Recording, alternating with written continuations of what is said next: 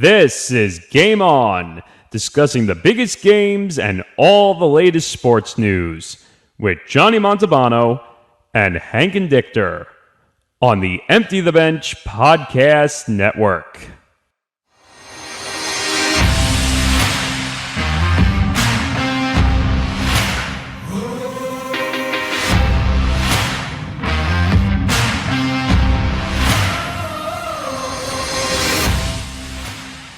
It's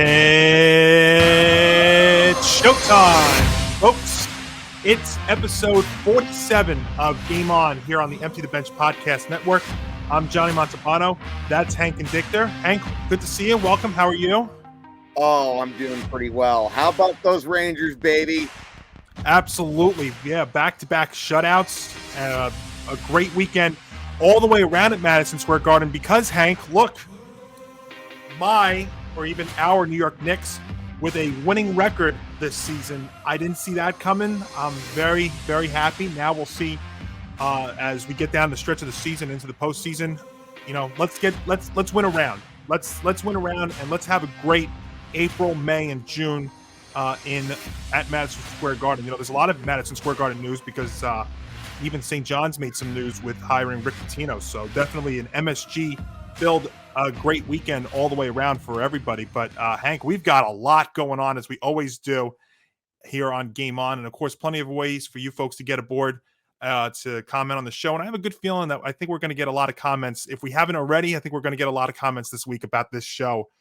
You can follow us on Facebook and Twitter at Game On ETB. We're on Instagram at GameOn_ETB. And of course, our personal handles are scrolling there at the bottom of your screen. And of course, you can subscribe to our YouTube channel. Check us out at youtube.com/ETB network.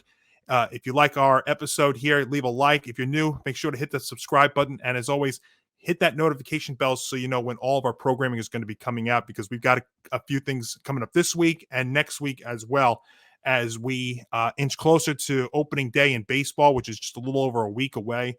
We've got, again, this show is going to be jam-packed. We've got baseball, not in a good way, and I think we're going to spark a lot of reaction to the baseball coming up. We've got also a lot of football news with one Aaron Rodgers and Roger Goodell.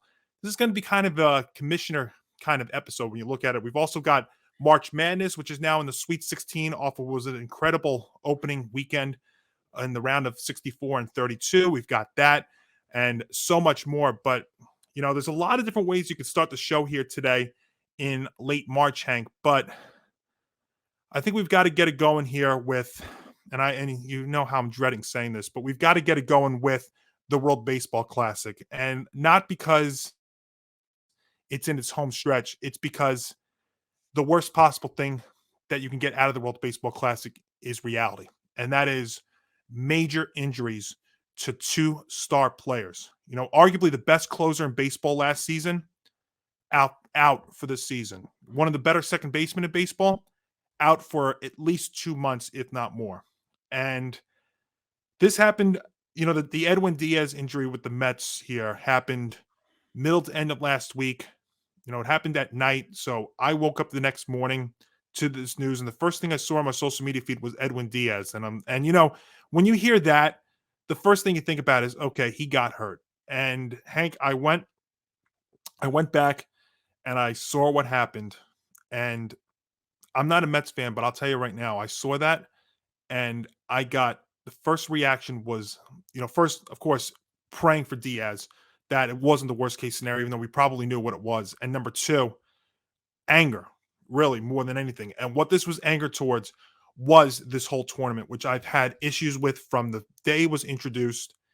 And then, if that wasn't bad enough, the injury to Jose Altuve, where he ends up breaking his right thumb and has to have surgery for it, and he's out 2+ months. And, you know, for the Mets and the Astros here, I think they're both going to be able to survive it, but it also is going to make things a little bit tougher. I think for the Mets, this is actually a very big deal because, yeah, can they survive the Edwin Diaz injury? I think they could survive it in the season. But if your goal for the Mets is to go make the postseason, make a deep run, that took a big hit this week. And my issue with it, Hank, is injuries happen in spring training. I get that.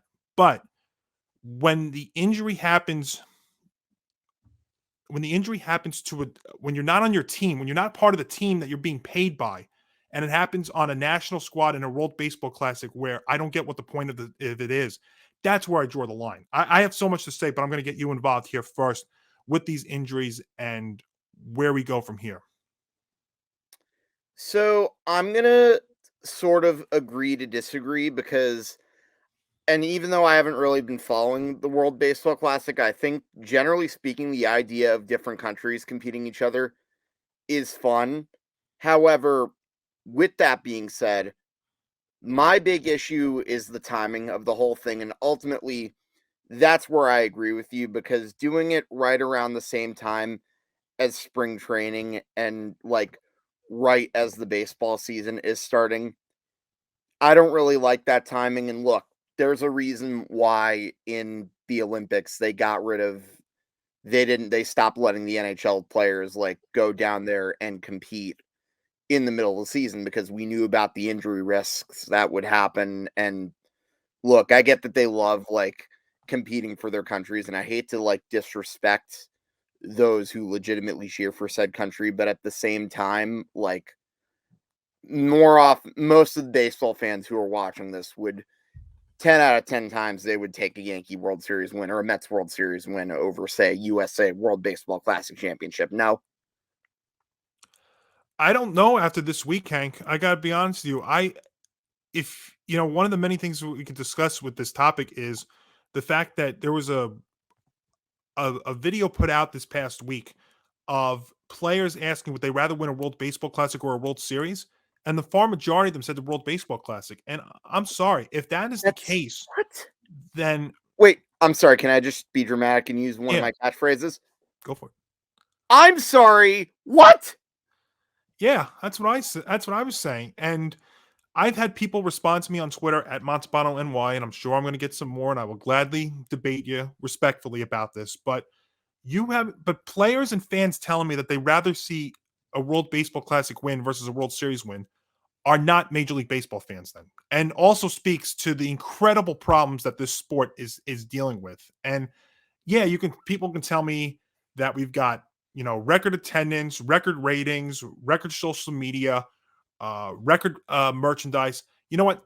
That's fine, but you know what? That also speaks to how damaged Major League Baseball, and let's be honest, the damage the sport of baseball is in general, is, and that has to go to so many different things that we could spend 3 hours on. But yeah, I would agree with you, Hank. It should be about winning a World Series. With the Yankees, I'm looking forward to a World Series. I'm not looking forward to a World Baseball Classic where there's no gold medal like there is in the Olympics, and that's why I would argue and say the Olympics are better than the World Baseball Classic, because you're competing for gold medal, not a trophy. It's during the season, not before the season. These players ramp up quicker than they should be ramping up, which also puts your injuries at risk. You have pitchers that are throwing over 100 miles an hour. You have players swinging for the fences. They're trying harder than they do in the regular season. You have guys that are legging out, inside the park home runs or ground balls. They're legging it out like they should be legging it out during the regular season. This shouldn't. I mean, that's one of the many problems I have with this. And yeah, they want to play for the country, want to play for stuff. That's fine, but I don't want to be seeing in April and May them not hustling out of the box, not trying their hardest like they are in this. And that's what's bad. So let me go back to also what you were saying about the timing of this. There's no perfect time to play this. Players ramping up earlier than they should be.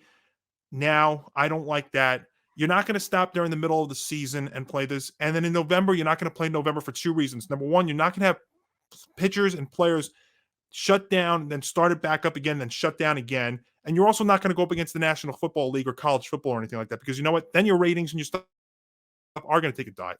So there is no perfect time to play this. So I guess by default, playing it now is the right way. But when players are more prone to injury in the World Baseball Classic than they are in spring training because they're trying harder, that's what I have one of the many issues I have with this tournament. And yes, Edwin Diaz's injury didn't actually happen in a game, but it happened in a celebration that would not have happened in regular spring training. And for the player and for the people that are responding on my social media feed and telling me, oh, But did you see what the Mets did last year in practicing a World Series celebration? That is not the same thing as celebrating a World Baseball Classic win. And it wasn't even like they were celebrating a championship. It was a win they were celebrating in the World Baseball Classic. So that is not the same thing as practicing a World Series celebration. And if you actually watch that celebration that the Mets practiced, it wasn't a real celebration. So stop with that. All right. And now the Mets don't have the best closer in baseball is now out for the season because of this. And now the Mets' chances of probably making the World Series, that was their goal this year, have taken a major hit. Ridiculous. Like, yeah, I definitely that in that sense, I pretty much feel bad for fans of the New York Mets. And I mean, look, it's tough. Like, they just signed. Now they're going to have to rely on David Robertson to be their closer. Going beyond that, I mean, Johnny, you're a fellow Yankee fan like I am. Do you remember how much fun you had watching him load the bases and getting into and out of trouble? Like, they called him the Houdini. There's a reason he went by the nickname Houdini. I mean, I am on record for saying that was a solid signing for them to get him as like an eighth inning guy. But now you not only lost your closer, but you essentially lost your eighth inning guy and now have to find the bridge to get to David Robertson. And I'm sorry, but even though I like David Robertson, despite the fact that he made my hair turn gray, even though you can't really see it right here because of his time with the Yankees. Yeah, that's a really, really big blow. And I think the closer is one of the more important members of a baseball team. So if the Mets finish in third place and lose out on the playoffs or even the division by like maybe a few games, I think it's definitely fair if Met fans want to blame the World Baseball Classic for them not making it. Now, granted, like, that doesn't mean you can excuse whatever other failure their team may have, but that's neither here nor there. At least partially you could say, oh, the World Baseball Classic screwed us. Well, so I think the one thing I would say though with that is I think the Mets are going to go out there and get some relievers. They're still in it, which I still believe they're going to be in contention. I don't think this totally ruins them in that regard. I just think it hurts them making possibly a deep playoff run because Edwin Diaz was the best closer in baseball last year. So yeah, you can put Robertson in there. I know that they're looking at Zach Britton, and that Steve Cohen is going to make a move before the trade deadline, and bring in another pitcher in here. Again, I don't know if it's as good as having Diaz in that role, but that they will try and go do that. Now, here's another point that I want to make here too. So Brandon Nimmo, who the great Mets outfielder, very good player, very solid player, somebody I wanted on the Yankees, but that's neither here or there. So they gave him a huge extension, and he ends up going into second base in one of the spring training games just a couple of days ago, and he ends up hurting his knee. Now, fortunately, it's not a major knee injury. There actually isn't even talk that he could be ready for opening day, even though it looks like he might be missing a few weeks. But here's the thing with that, and this is the same argument I made when it came to Freddie Freeman versus Gavin Lux. Gavin Lux and Brandon Nimmo both got injured while playing for their team that they're being paid millions of dollars for. Lux not, but Nimmo, he's getting paid about, what is it, like $20 million a year by the Mets for the next 8 years. He got hurt playing for the Mets. Edwin Diaz got hurt not on the Mets, the team that he's being paid $100 million by. Same thing. Gavin Lux, he got hurt in a spring training game playing for the Dodgers. Freddie Freeman got hurt playing for Team Canada, where he's not even Canadian. That's another thing with the World Baseball Classic. These guys choose where they want to play. Freddie Freeman is playing on Team Canada. I get why, but it's still weird. Like Lars Nootbaar and Tommy Edman have no Asian roots, yet they're playing for Japan. I mean, I'm sorry. I can't take it seriously. And you tell me that some of these players in the World Baseball Classic final can't pitch or play because of a restriction. So again, that just proves my point. What is the point of this thing?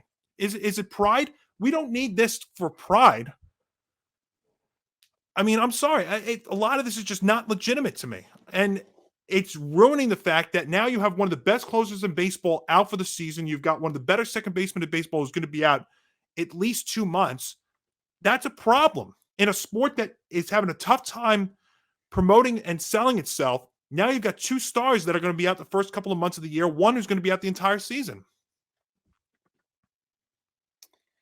Yeah, no, I definitely would agree with that. And yeah, I basically I've had a hard time really even getting into watching this World Baseball Classic, to really be honest with you. And the reason is because, like, I think like you, I pretty much had a bad feeling that there was going to be a catastrophe, you know?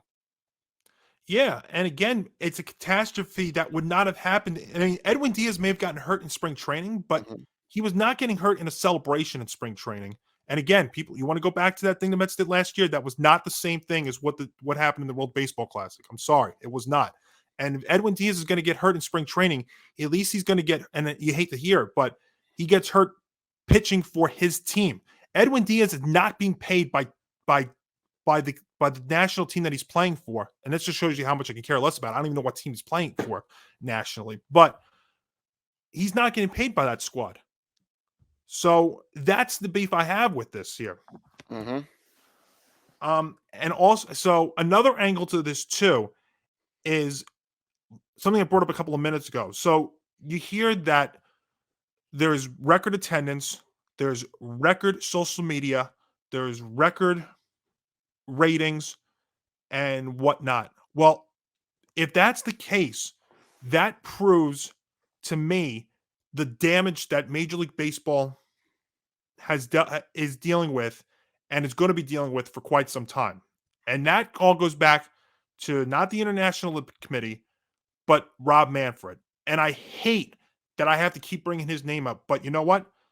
This might be the one thing that actually my debaters on social media and I actually agree with, and that is about Rob Manfred. And yes, if we want to put that up, because I think this is the trend we're going with, it is good old Rob Manfred, because once again, the damage that the Major League Baseball has suffered because of this guy is evident. If the World Baseball Classic is going to be the ceiling for baseball in 2023, then Mm-hmm. the league and the sport are damaged. That's it. And when we go into the season with the pitch clock, which I actually totally agree with Max Scherzer about the pitch clock, by the way, and David Robertson also said that he doesn't like the pitch clock. You're trying to speed up the game. That's fine. It does need to be sped up.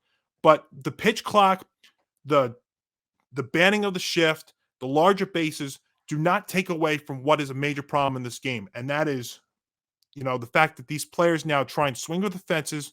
They try and throw as hard as they can. And it's just not fun. So all of this, if you're telling me the World Baseball Classic is better than Major League Baseball, if there are players that are actually on camera saying they'd rather win a World Series than the World Baseball Classic than the World Series, that's Manfred's fault too, because he's damaged this game for good. And yeah, we're less than 2 weeks away from opening day.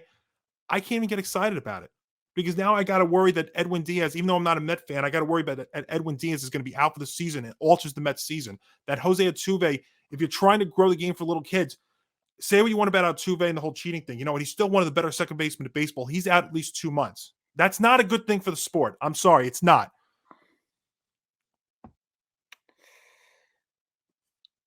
Well, can I just say, Mm-hmm. good thing we have our other New York teams doing well. Yep. You know what this feels like?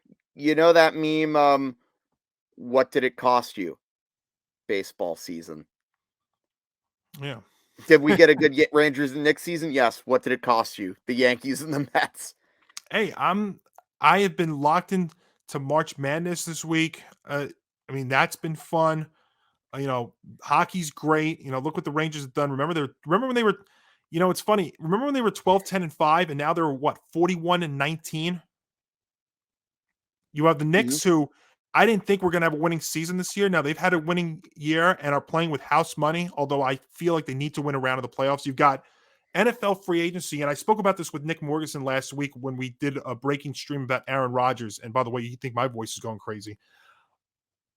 The NFL is what Major League Baseball used to be, in that it is now a 24/7, 365 a year sport that we can talk about. Because you're now every day with football since, in the last month or so, ever since since Super Bowl 57, We have been on pins and needles every day waiting to hear about, Aaron Rodgers, with about free agency, with trades. I mean, I know you and Tom with Big Blue Avenue have been pretty much putting out videos day after day because of all the moves the Giants have been making. So, I mean, it's like there's no break in the NFL season.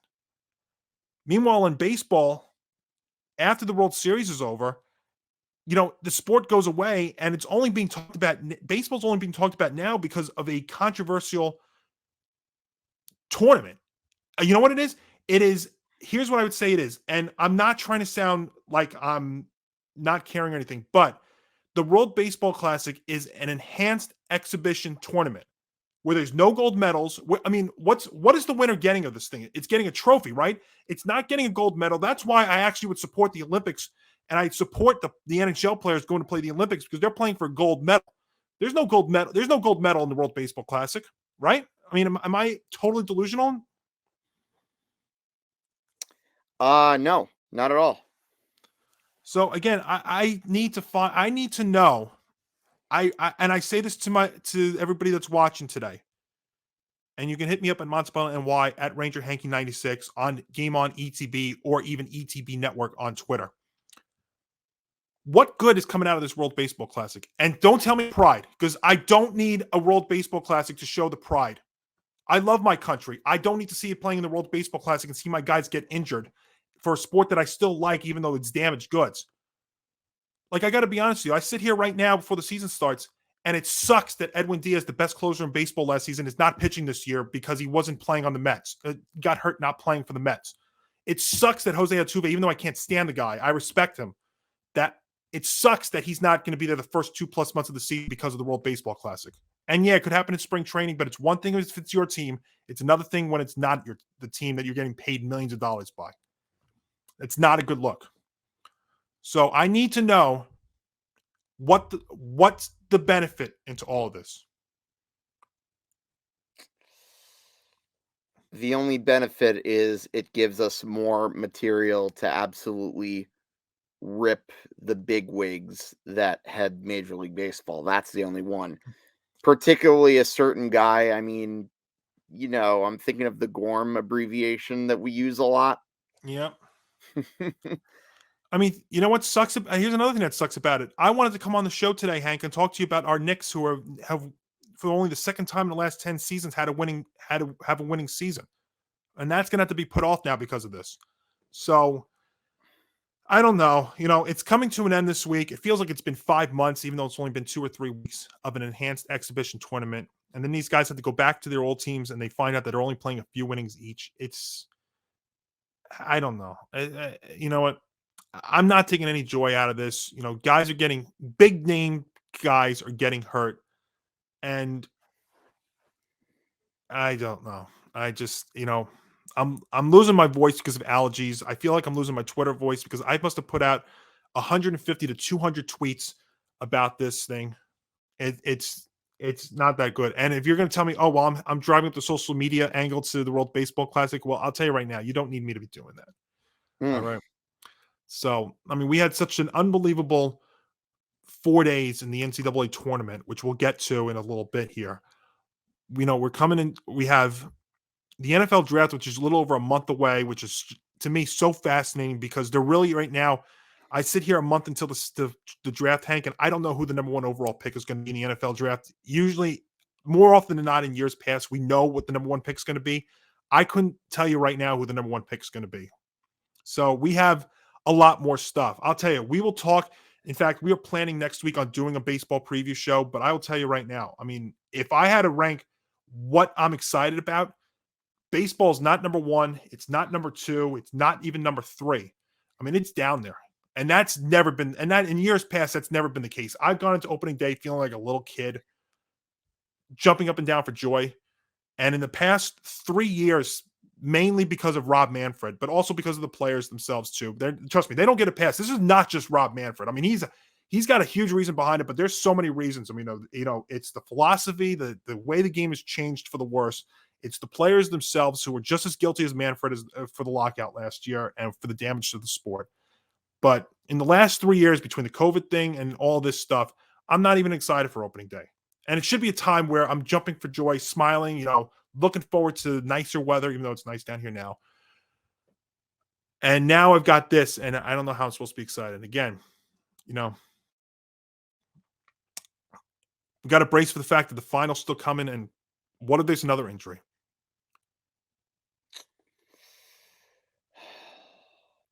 It's not going to be fun, and it's a damn shame, too, because I also should be looking forward to starting up a certain baseball show. I hear it's a pretty good one. You may have heard of it. It's called Hitting for the Cycle, and I hear there's a chance you and Nick may or may not be on my first episode in a few days. I can neither confirm nor deny that, but in any event, I'll probably be discussing a little bit of the World Baseball Classic. I'll try to get a summary of the games because I know that's probably what some of the viewers are going to watch. And look, am I still excited for baseball season? I mean, yeah, to a certain extent. I mean, if I'm the baseball content creator, I kind of have to be, but at the same time, like, it's hard for me to really argue the points that Johnny is making here. And it's a damn shame too, because based on some of the highlights that I've been seeing in some of the games themselves,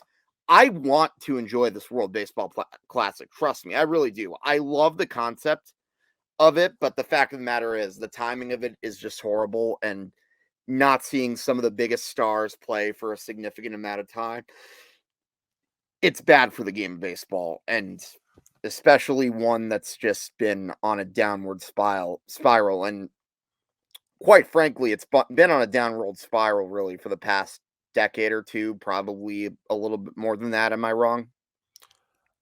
No, I agree with you 100%. And what I would say to that, Hank, is, and this is what I would tell everybody, if the World Baseball Classic is a great thing for Major League Baseball, then let me see all those great numbers in attendance, in ratings, in social media stuff carry over into the regular season. I'd be willing, and I would put a ton up right now and tell you that is not going to happen. You may get a bump on opening day, but it is going to drop off fast. Mm-hmm. I don't see this carrying over into the season. I really don't. And you know what? When it's opening day, Hank, Yankees are playing the Giants, and Aaron Judge is up, and the San Francisco Giants cannot put 3 men on the left side of the infield for him. As a Yankee fan, yeah, I'll be happy about it, but as a baseball fan, I'm not. Because what other sport do you hear them telling you that you cannot play defense a certain way? You would never see that in the NFL. Basketball, they don't play defense. That's their choice if they want to play defense or not. And hockey, they don't tell you can't play the neutral zone trap. Mm-hmm. As much as we would love to, as Ranger fans, stop seeing the Devils do it. But you know what? That's their choice, and they should be allowed to, whether they want to do that or not. But baseball can't shift. I'm sorry. That's ridiculous. And also, by the way, that's not going to stop players trying to swing for the fences, striking out a ton, which is just another thing that's destroyed the game. These rule changes don't stop the problems that baseball is still dealing with. So, I don't know. But, yeah, I mean, I'll be excited when, player intros are there at Yankee Stadium, but it's still going to be lingering in my mind about all the problems this game is dealing with. And also, let me just say this too with the Yankees. Harrison Bader, Frankie Montas, Carlos Rodon, Tommy Kahnle, Lou Trevino were all hurt playing for their teams, for the teams they're getting paid by. Frankie Montas was injured in Oakland and told you that he was hurt when the Yankees got him, which is a whole nother thing. But they got hurt for the teams that are getting paid by. Edwin Diaz and Jose Altuve were hurt by teams they were not getting paid by. And that's the problem. Well, we could spend the rest of the show talking about this, but I think for your sake and my sake, I think we need to get off this.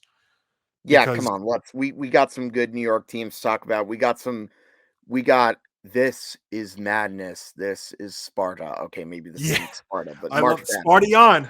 That's right. And yes, there is Sparta because 7th seed and they're on the Sweet 16. Yeah, no, and we got a lot. And we're going to get to that in just a second. But speaking of New York teams, another big topic this week, and this would in almost any other week, Hank, would have been our lead story today. But again, he got trampled by this. But one of the big things that happened this past week on Wednesday was Aaron Rodgers, who's been, a big topic this offseason. And he came out on the Pat McAfee Show this past week and, dragged it out like only he could. Like I'm sure they were loving it too over there. And announced that his intention is to play for the New York Jets in 2023. And yes, that noise that you hear in the background, folks, is our own Nick Morganson angrily banging the table for the 67th time in the past week that this is happening. Now, this still needs to happen. So we have to put that in a little bit of perspective. They still need to work out a trade. I'm sure they're going to in the coming weeks. I would imagine that this is going to get done before the draft. But then again, at the same time, the Packers really have leverage in this spot. But Hank, I got to tell you, I don't think this was a surprise. We've been hearing about this for a long, long time now. It seemed like the day that your buddy Nathaniel Hackett, because we know how much you love talking about him, the day that news broke that he was going to become the Jets offensive coordinator, just felt like that this announcement was the next step, and it was only a matter of time. So before we get into so much about this, I mean, when you hear about Rodgers talking to McAfee last week about this, I mean, to me, not a surprise, but you? No, not really. It's just a typical Jets move is what I would say it is, Well, see, now that's the first thing I thought about was, unfortunately, I feel like the Jets are going down the same road that they've gone down 2 or 3 times already. I think it's a little bit different this time because this third time, I believe the Jets actually have the best team of those 3 prior times. And what I'm talking about is with Brett Favre and with Tim Tebow. I think the connection is they're trying to get quarterbacks' namesake. But I believe this time they really are believing that this could be a winner. And I think this might be their one missing piece because they won 7 games last year with below average quarterback play, let's just say. Now, there's a lot that first off, this trade has to happen. And then 2, you're talking about a 39-year-old Aaron Rodgers who's going to go to the AFC, which he's never done before. Kind of comparing it to Russell Wilson in that Russell Wilson spent his entire career with one team in the NFC and then went to the AFC and last year was awful. That'd be the one thing I would think about here with Rodgers is he's going from a conference that he spent and the team that he spent his entire career to a whole different conference and a whole different division that he's never done before and at age 39. So that's what I would take out with that, but go ahead. I mean, yeah, I think this is a move that the Jets are probably trying to make, one, because they're desperate. You could say it's a way to, try to get fans to buy tickets to see the team, but I really think they have the feeling that Aaron Rodgers could lift a team that you guys said had a Super Bowl caliber defense. I don't know that I'd necessarily go that far to call it that, but it is pretty solid. I think the real question is he a quarterback that's really fit to play in New York? And I don't know about that 100%. Maybe, but he does have the talent, that's for sure. I agree with you about the talent. The whole thing about playing in New York, I have a feeling that is going to be something that Jets are not going to like, that they're going to get attention, but I think they're going to get a lot of negative press from this. And I'll tell you right now, when Aaron Rodgers is talking to McAfee last week and he's going out there and bashing the likes of Adam Schefter and Diana Rossini, it's like, oh, this is the guy you want to play in New York who's going to be bashing media people. I'm like, first off, Adam Schefter and Diana Rossini are 2 of the best insiders in football, and I'll argue with people till the day I die about that. So already bashing them on your way going to the Jets is just such a solid, great idea, Aaron. Not, but and I don't know. I mean, because here's the thing too. I mean, the Jets are going to be making this move for what, 1 maybe 2 years. I mean, Rodgers is 39, and he was not having that great of a year last year before the second half of the season, and really before their rookie Christian Watson really helped them second half of the year. I mean, if Christian Watson doesn't come along, the Packers are not in it in November and December. So I don't really know. This could almost be like a Russell Wilson thing in that he could be, breaking down before we even realize it. Now, I don't know if Rodgers is breaking down. I mean, he's going to be 39, and some of the things that I took out of that McAfee interview last week were that before he went into his 4-day darkness retreat or whatever it was called, he was 90% versus 10% on retiring. And then also that he had made this decision before coming on McAfee's show. So it wasn't like he was going on McAfee making the decision in real time. He made this decision a few days prior to it. So that I thought was interesting. The whole talk about the whole Packers thing. We know the Packers have been basically trying to move on from him for a little while now. And now it looks like it's going to be Jordan Love there in Green Bay. And that division might become very interesting next season as well. But the other thing, so another angle to this too now is that this trade still needs to happen. And what is it going to take to get Rodgers? You're talking, I would imagine it's going to be at least one, if not 2 first-rounders. Yeah, I think you'll probably get a few out of Aaron Rodgers for sure. I think that definitely makes sense. Yeah, and we'll see. This is Joe Douglas, who I really don't believe. I mean, as much as he went out there with Woody to get this done, this is still not a Joe Douglas decision. This to me is more, I mean, it may be partially a Joe Douglas, but this is mainly a Woody Johnson thing. Because again, this is something that Woody's had a lot of problems with in his Jet tenure, is he tries to go after the attention-seeking QBs, like a Brett Favre, like a Tim Tebow, and now we're talking about Rodgers here too. And I'll tell you what, though, Aaron, you better come over. If this does indeed happen, he's got to come over here and he's got to win. Because otherwise, this is going to get very, very ugly for a team that I mean, I have to be fair. I was high on them going into them last season. I'm still very high on them because I mean, I like what they've done. I mean, they have 2 of the best young players on offense in Garrett Wilson and Breece Hall. Breece Hall was on his way to winning Offensive Rookie of the Year before he tore his ACL last season. Garrett Wilson has the potential to be a number 1 receiver in this league. So I like what they're going at with that. Their defense is solid. I'm not ready to say Super Bowl defense yet because they have to force turnovers, which they never did last season. But their defense is solid. I mean, Sauce Gardner, great young defensive players. So they're young guys. I mean, they are there. They hit on the draft last season. That was what also really helped and made me think that they're going to take the next step. The thing is, they need the quarterback and they need an offensive line. Now, the quarterback looks like they've gotten that if they do indeed get Rodgers. The offensive line's got to get work, though. That's the next step. And then maybe we could talk about the Jets being possibly a 9+ win team because that division, Hank, I don't think Buffalo's as close as people think they are.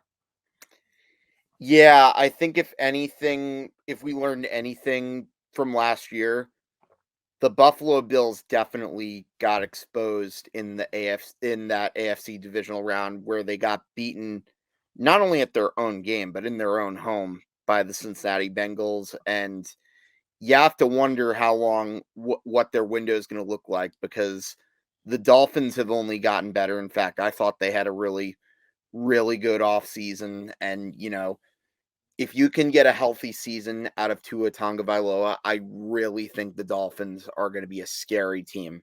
You could put that on record, me saying that. I think the Dolphins are going to be a major threat in the AFC next year. Nick, I mean, Hank, I'll say this, and this is what I was talking about with Nick last week too. Tua is the Dolphins season. Now, that being said, I love what they did bringing in Mike White. Because White, that's a great choice for backup. It is a lot of money, 2 years and $16 million for Mike White. But I'll tell you right now, they brought him in a great spot because Mike White, to me, is a great backup. He is not a starter. So I thought the Jets might let him get away. But to me, he can go down there and be a great backup because he's not a starter because he's not durable enough to be a starter. 2 years, 2 injuries, that's not a good thing. But he can go back in there and fill 3-4 games if, God forbid, Tua goes through yet another injury. Hopefully not a concussion, but if he gets hurt, then you got a solid backup there with the likes of Tyreek Hill and Jalen Waddle on the receiving side. Now, they did lose Mike Gesicki, who I did like a tight end. They did lose him to the Patriots, which I think is kind of a hit, but they've got good running back play. Dolphins, to me, are that kind of team that can put up 30 to 40 points weekly with their offense, as long as Tua's out there. And if he's out, I think Mike White is a capable enough backup. So definitely, to me, the Dolphins have had a good stretch. And of course, now on defense, they got Jalen Ramsey last week, like we talked about. The Patriots, they're kind of weird because they brought in Gesicki, they brought in Juju Smith-Schuster.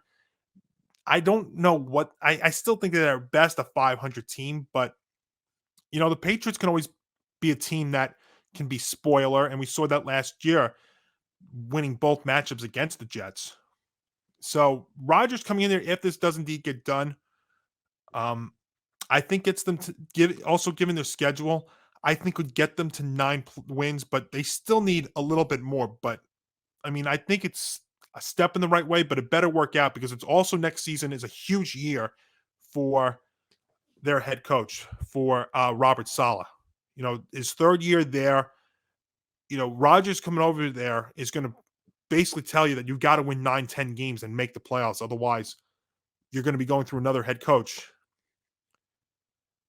I mean, what happens if Rodgers goes there and the Jets start 0-3? Oh, he's going to get booed.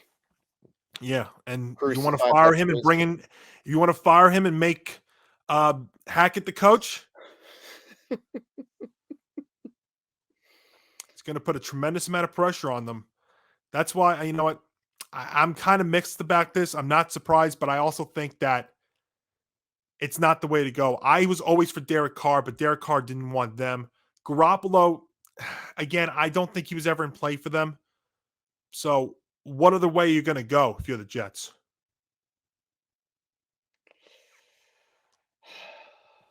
Yeah, that's definitely a damned if you do, damned if you don't situation, to say the least.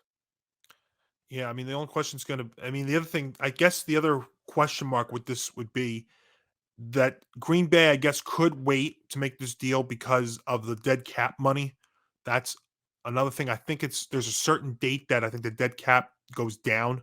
So that's why they may also be waiting on to make this trade. So I still think at the end of the day, this is going to get done. It's just going to be a matter of when and not if for the Jets. And then when this does happen, it's going to put a tremendous amount of pressure on the organization to at the least make the playoffs next season. Yeah, definitely. So something to watch here in the coming weeks. But this was a decision that, not like LeBron, but we definitely saw it coming that it was only good that Rodgers were going to come here. It all went back to the moment that the Jets brought in Hackett.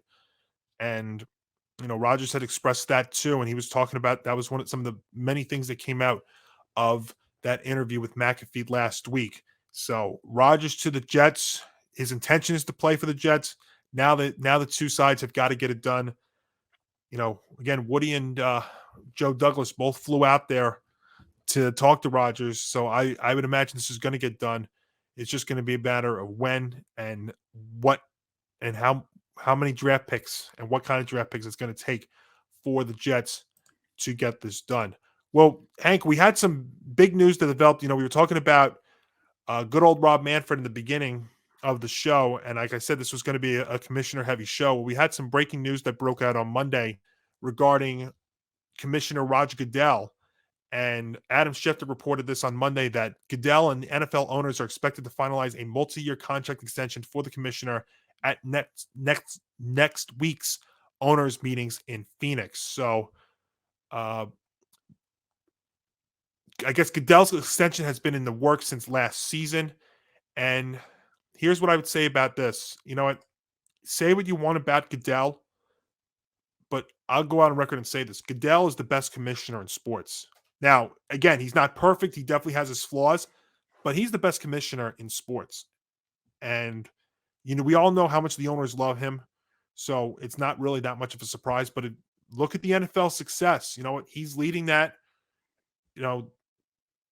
There's, of course, things he can improve on. There's no question about it. But, Goodell's been a big reason for the success of the league. So it's not really that much of a surprise to me. Hey, Roger knows best, though, right? That's right. Exactly. Yep. That is absolutely right. So I'm just looking about this. So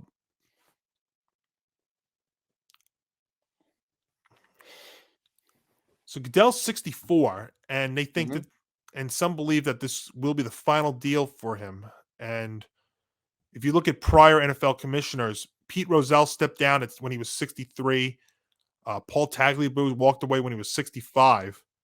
So I didn't even think Goodell was 64, but I guess then after this, the next thing you could see, what they'll be talking about in the coming years will be an emphasis to identify potential candidates to be Goodell's successor. And boy, imagine trying to walk into those shoes.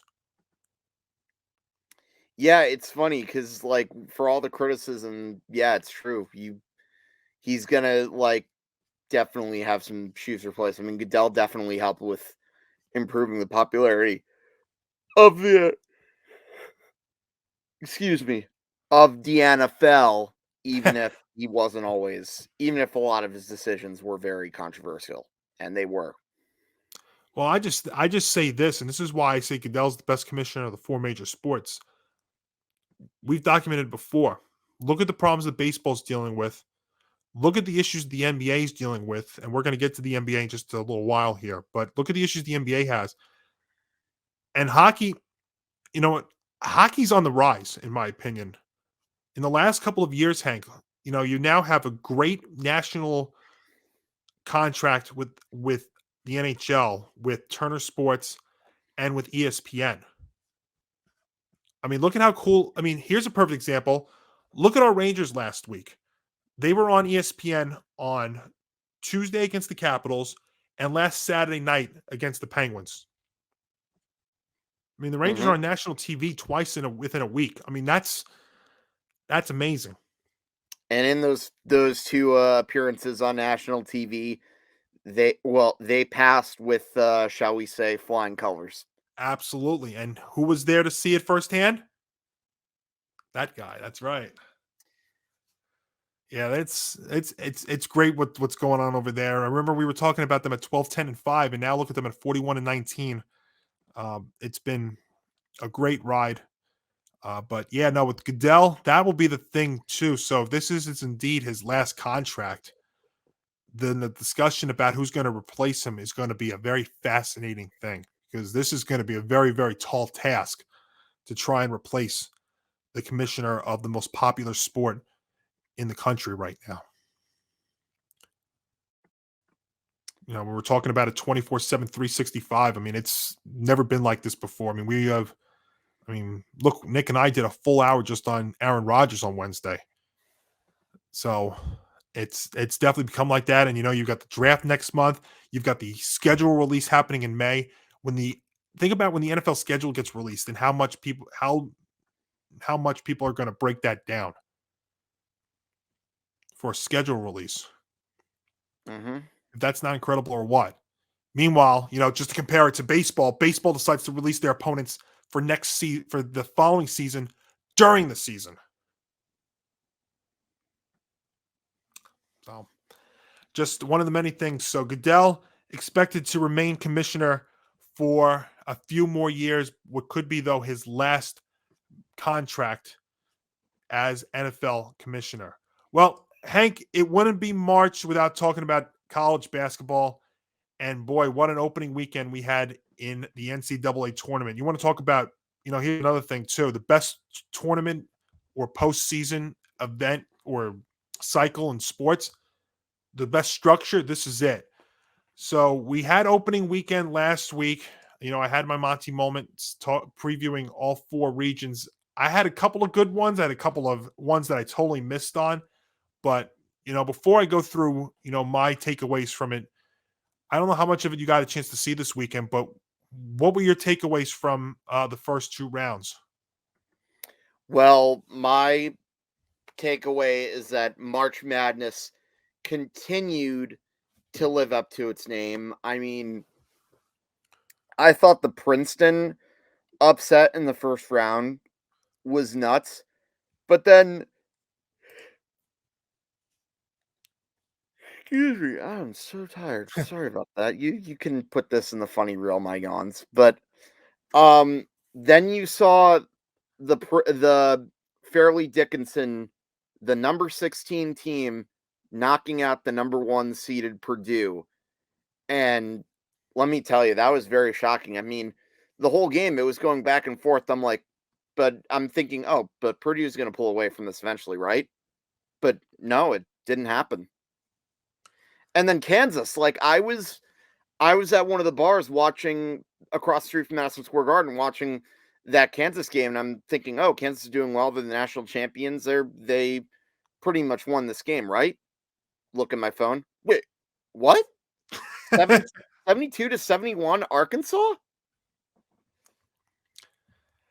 Yeah, I'm actually so I'm not as surprised about Kansas because I had a tough time thinking they were going to get out of the West. I mean, maybe falling in the second round was a bit of a shocker, but I didn't have them going into the Final Four. I only had one number one seed making my Final Four, so I wasn't really that surprised.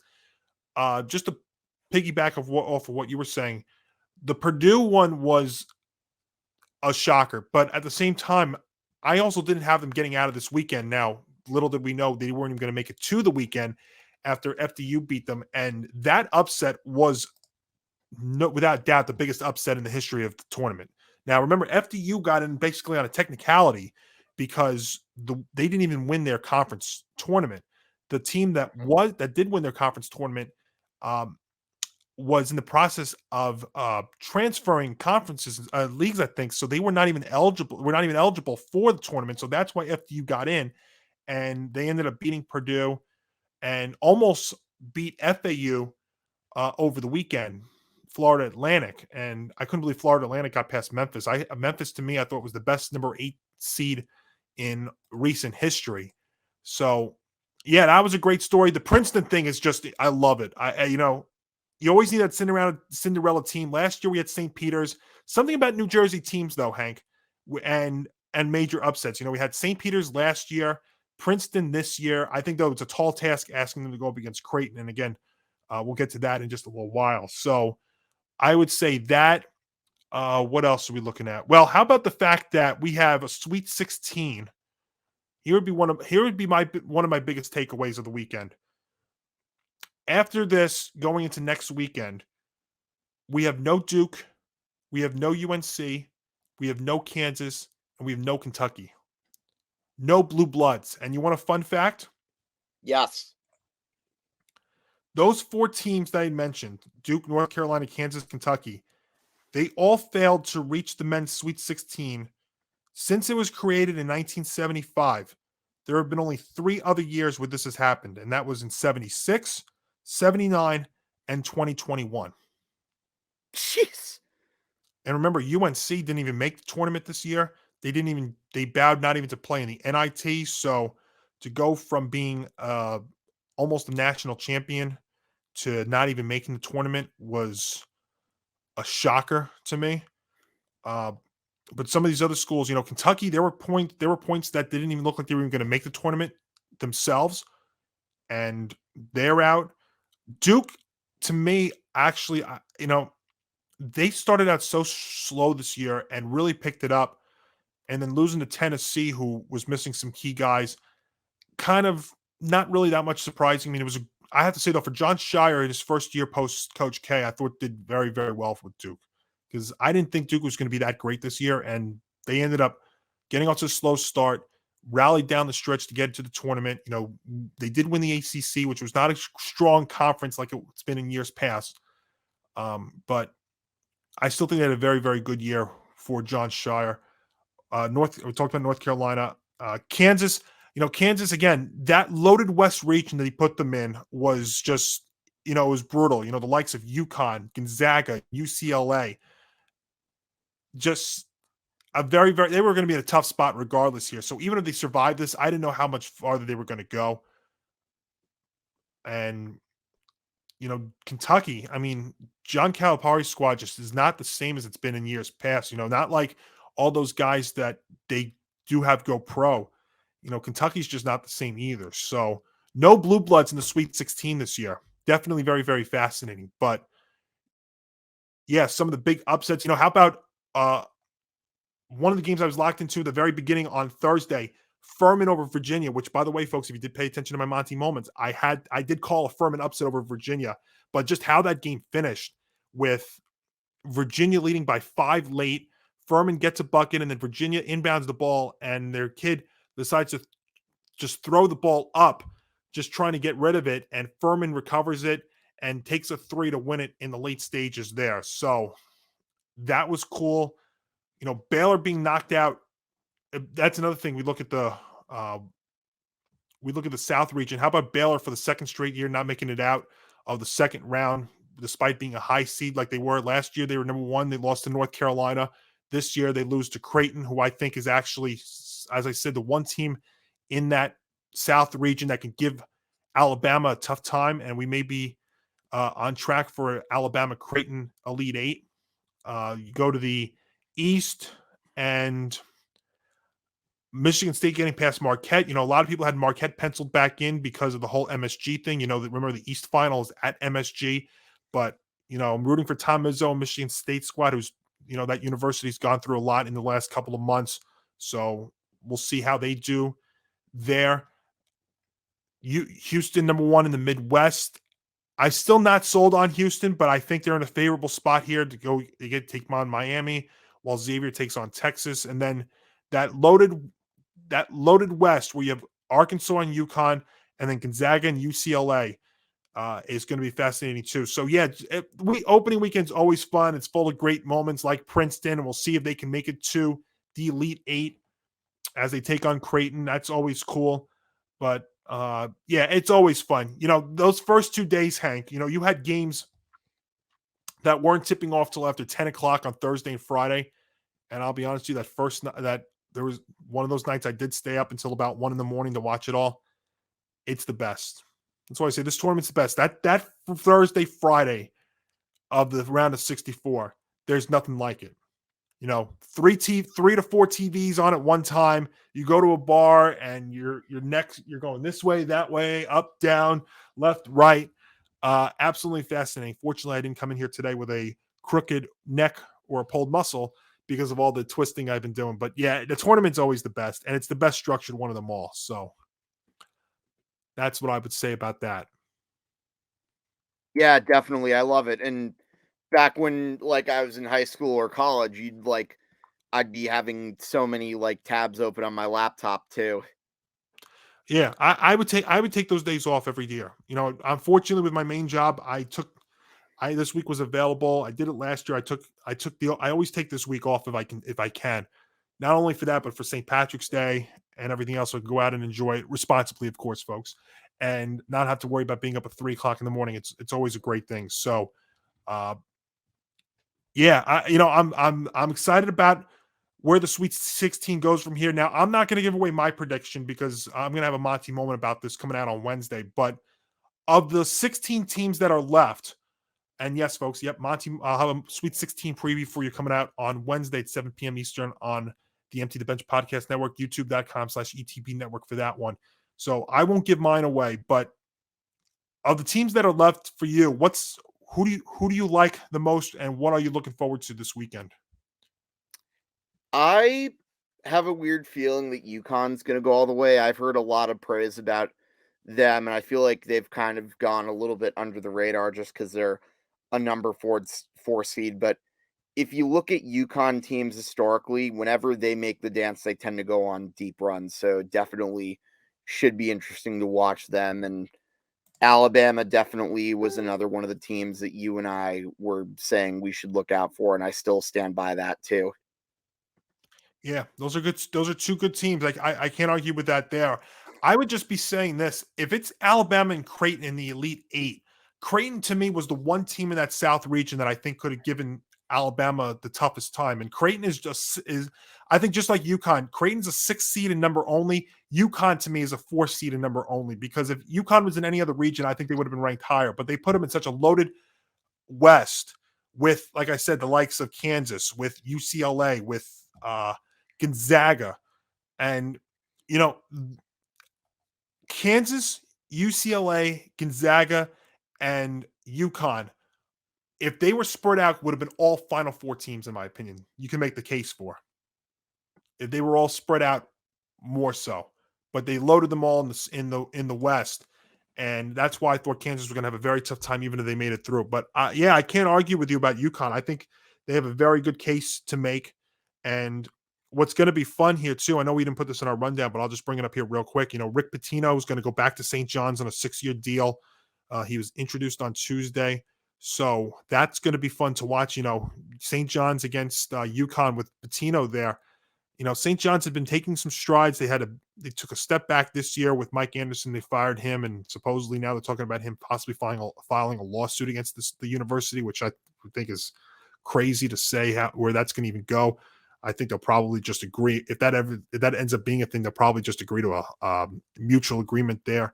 But Pitino going to St. John's, I think is going to make them relevant. So think about the fact that you could have, Rangers hockey, as great as it is, Knicks basketball being relevant again, and possibly St. John's being relevant again would make for a heck of a New York sports scene, more so than it already is. But he definitely brings some credibility and stuff to, some winning ways in the past to St. John's squad there as well. But yeah, should be a great Sweet 16. That's what I was trying to say.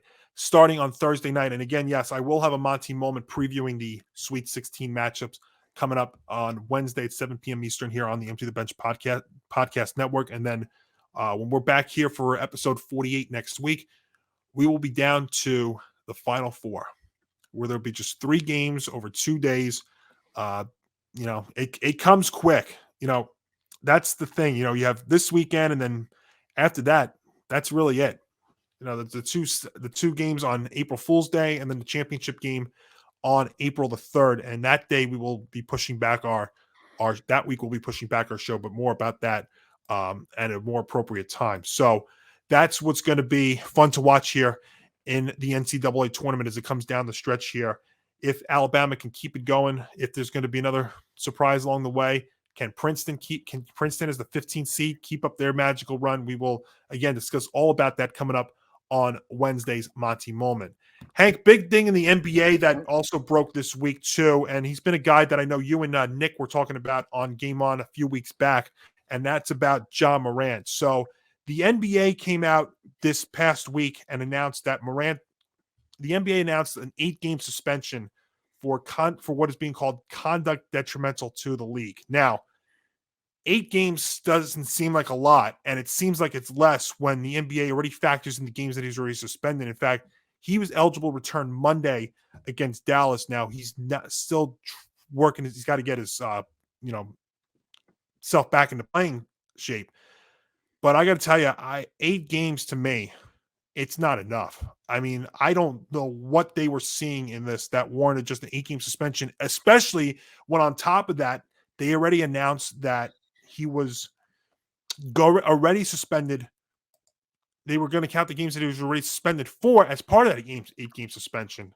So, yeah, I don't get where the NBA is coming from with this. Oh, yeah, no. The stuff that he did was way too serious to warrant only 8 games. I mean, come on. Yeah, definitely a big problem here. So the suspension covered the 6 games they had missed up until that announcement that came out last week. He was eligible to return on Monday against Dallas, but he will need some extra time to prepare physically for his return. So maybe coming up later on in the week. And Hank, we'll just keep it on the trend that we've been on this episode. This to me shows the great leadership of the NBA. Not. So what is this? Silver slip up. It is, in fact, an Adam Silver slip up. Probably should put another word in there. It's another Adam Silver slip up. Because, I mean, come on. So Adam Silver in a statement says that Morant's conduct was irresponsible, reckless, and potentially very dangerous. Agree. It also has serious consequences given his enormous following and influence, particularly among young fans who look up to him. Okay. It also has serious consequences given his enormous following and influence. If you want to put that phrase, it also has serious consequences. Well, shouldn't we be following it with serious punishment? Nope. There not. should be. So 8 games, which means he gave him an 8-game suspension, And the suspension covered the 6 games he already missed up until that announcement. So, I mean, come on, Adam. Jeez. I mean, again, I sound like a broken record in saying this, but how many situations has Adam Silver dealt with this year that he's completely dropped the ball? You know, again, a situation where the team had to step in first before the commissioner did. Whether it was the Nets with Kyrie Irving or it was the Phoenix Suns with Robert Sarver. And you wonder why the NBA is also going in the wrong direction here, where we keep talking about the possibility of a lockout with the NBA now. So just continuing. So before I get back to you on this, I'll just finish up this statement here and try not to go off again like I've been going off all day here. He has expressed sincere contrition and remorse for his behavior. Ja has also made it clear to me that he has learned from the incident and that he understands his obligations and responsibility to the Memphis Grizzlies and the broader NBA community extent well beyond his play on the court. All right, so I guess then that was the reason why it was only an 8-game suspension. And this all stems back, folks, if you're just wondering, because of an incident that was brought up. It was a video that was brought up on March 4th where Morant was seen waving a gun at a nightclub, and that's where this goes on. Again, that's what Hank and Nick were talking about on the show a few weeks back. But I mean, I don't get. I mean, you need to make a point here that this stuff is unacceptable and Lee a leader in all this. See, to me, I think he should have been suspended for the rest of the season. I think that's where we needed to go. You need to prove a point that this behavior is unacceptable. And the fact that he can still come back this season, I think, is absolutely ridiculous. Not to mention the fact that you give him an 8-game suspension, but yet 75% of that suspension was already served. So you pretty much, what the NBA did, Hank, was they gave him a 2-game suspension. And he's not really learning his lesson either. That's one of the worst parts. So, yeah, I was going to say, as far as that goes, you know, this is not the first time that this has happened with Morant, that we've been talking about him in terms of a situation here, right? No. Now, Morant did talk with ESPN's Jalen Rose in an interview that came out last week, too. And Morant said to Rose, quote, "Honestly, I feel like we put ourselves in that situation with our past mistakes, and now it's only right that we focus in on lock in on being smarter and more responsible, holding each other accountable for everything. I feel like in the past we didn't know what was at stake, and now finally me having that time to realize everything, having that time alone, I realize that now. I realize what I have to lose, and for us as a group, what we have to lose. It's pretty much just that, being more responsible, more smarter, and staying away from all the bad decisions." So, I mean, it sounds like he does realize what the mistake that he made. But in meeting with Silver, it was good, pretty much an open discussion. Obviously, he said things I need to be better at, but more of just showing his support towards me. I accepted that, and I also sent my apologies to everybody, to the league, myself, my teammates, my family, for putting that negativity towards all of us with a bad decision. So, yeah, I mean, we know that Adam Silver is a players commissioner. That is definitely been discussed about before. But I don't know. You know, if you're Silver, I mean, when are you going to get it? You know, the whole Kyrie thing was not handled right. This has not been handled right. The Robert Sarver situation was handled about as poorly as I've ever seen anything from him handled.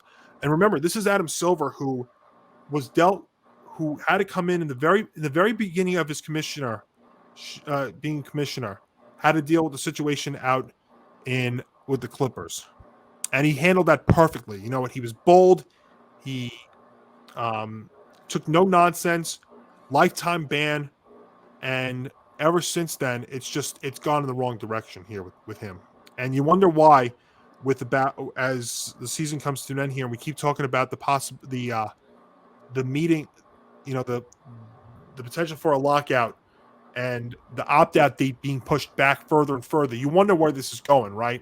I mean, this feels like MLB the 2 years ago all over again. Yeah. Yeah, no, it does. I totally see it. And what about and the thing too here's another thing. What about this thing with Silver? I know we're talking about Morant here, but I want to go with Silver for 1 second here.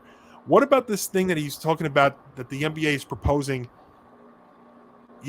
That you have to play a certain number of games in order to qualify for awards. I mean, is that not ridiculous or what? I know that the NBA is dealing with a major problem here with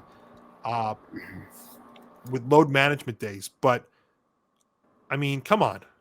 Now you're going to propose in order to qualify for awards, you got to play a certain number of games. That's not going to solve this thing. No. So, yeah, I don't know. League's not looking good here. As it come down the stretch, you start entering the last couple of weeks of the season where you've got some very interesting things going on here. Like I said, our Knicks are now over 500. The Kings finally have a winning season for the first time in 16 years, which is actually a very, very cool story in a West right now, which is really almost just becoming survival of the fittest. When you look at the West, where you don't have Kevin Durant with the Suns again because he's hurt again. You now have Ja Morant, who's still a little ways away from coming back with the Grizzlies, even though he should be suspended for the season. You have this whole big debate about who should be the MVP of the league, whether it should be Jokic or Joel Embiid. The East is loaded up. I got my Knicks who have a winning year and in a very loaded Eastern Conference. So this should be fun times. And instead, what we're talking about again is Adam Silver. Mm-hmm. So, yep, not a good look here for the NBA as we come down the stretch. And again, when the possibility of lockout happens and it's looking like that is going to be something to watch here too. Well, Hank, got one more big thing I want to talk about here before we get out of here. So, going back to some football talk here for a second. So, one of the big players in the NFL in the upcoming draft at the time, a player that looked like he was on his way to being a high draft pick, was Georgia defensive tackle Jalen Carter. And then he got himself into some legal trouble, and he ended up pleading no contest to charges of reckless driving and racing. But that's bad. And what's also not looking good for him either is the fact that during his pro day, he came in 9 pounds heavier and he struggled at pro day. So not looking good here for Jalen Carter, who was at the time in the beginning expected to be one of the top defensive players taken in the draft. I mean, there were even talks about him, maybe even the Bears were going to take him at number 1. And then when he had his legal issue come up, that ended up taking care of all that. But Carter ended up being sentenced to 12 months of probation, $1,000 fine, 80 hours of community service, and will attend a state-approved defensive driving course. So this goes back. Also, another thing too, he weighed 323 pounds at the pro day, 9 pounds heavier than he was at the combine. He opted to only do position drills, which he didn't finish, and didn't participate in other aspects of the workout, including the 40-yard dash, cone drills, and other physical tests. Now, sometimes these pro days, I don't take much out of them, but, between this and how good Anthony Richardson, the quarterback out of Florida, his combine, it's definitely now changed the landscape of the draft coming up here in another month. Yeah, and I think I have a feeling he's probably going to be falling down significantly in the draft with all that having been in mind now. It's not looking good for him. I mean, right now the best defensive player to me in the draft is Will Anderson from Alabama. But yeah, Carter's stock is definitely taking a huge hit here. There's 2 players that we've seen that I think are taking that are taking tremendous hits. Jalen Carter here, and also Stetson Bennett. His incident that he had in Texas a few weeks back. So yeah, there's definitely going to be a hit now. Player could be looking for a defensive player, but I mean, this is now not only the reckless driving incident, which I know he did plead no contest to, but also the pro day problems. I mean, that's definitely that's not a good look. So he's definitely going to fall off the board, and we may be seeing some other players, step up for sure. And I think that once the the reckless driving and racing situation happened, that was probably the last thing that ultimately helped the Bears trade down their number one pick. Also, the Panthers being that desperate for number one to trade up to number one, which I think is, I can't wait to see what they're going to do with that pick, because what they've been doing here this offseason, I like what they're doing. You know, they brought in Adam Thielen just recently on a 3-year deal from the Vikings. You know, Andy Dalton's going to be their backup, or maybe their veteran starting the year. I like what Carolina is doing here. The biggest question mark to me, Hank, is going to be where they go with that number one pick. You know, do they take Anthony Richardson? Do they take Bryce Young? Do they take CJ Stroud?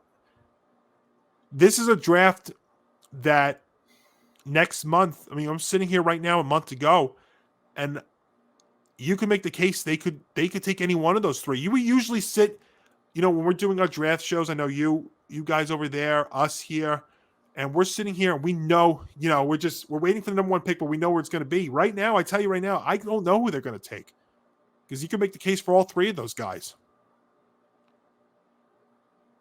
But we do know that Jalen Carter's stock has taken a tremendous hit here, for sure.